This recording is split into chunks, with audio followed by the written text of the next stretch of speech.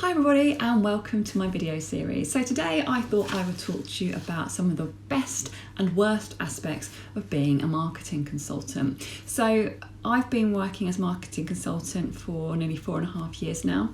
I used to work in the city in quite big corporate marketing teams, and I decided to chuck that all in and become a marketing consultant. So what is it that I like about being a consultant?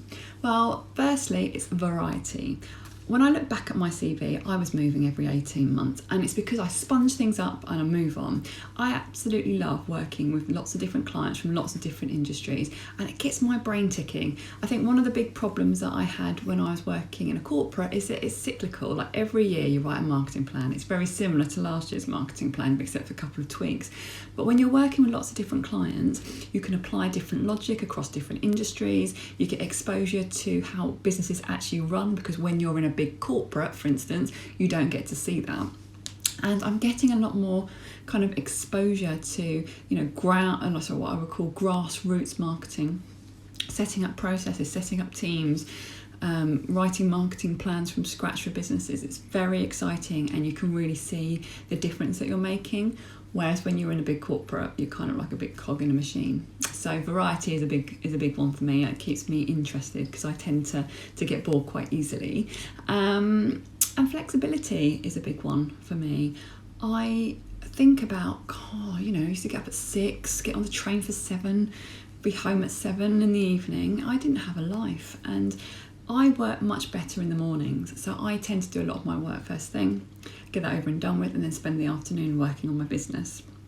So I get to choose how I spend my day, and that's really important to me, having that kind of flexibility.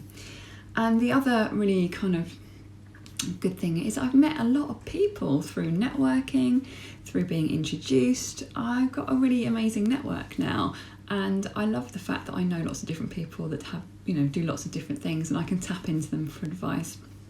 I never had that when I was in corporate, so that's a really good one for me.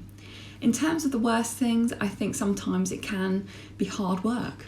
It's hard work, trying to find clients, trying to make sure you have a pipeline.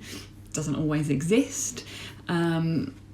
It's a bit of a dating game when it comes to clients. You've got to make sure there's the right fit. Just because you get an inquiry doesn't mean that that's going to lead to a client. It has to be the right fit personality-wise, budget-wise, what you can actually do for them, and that takes time.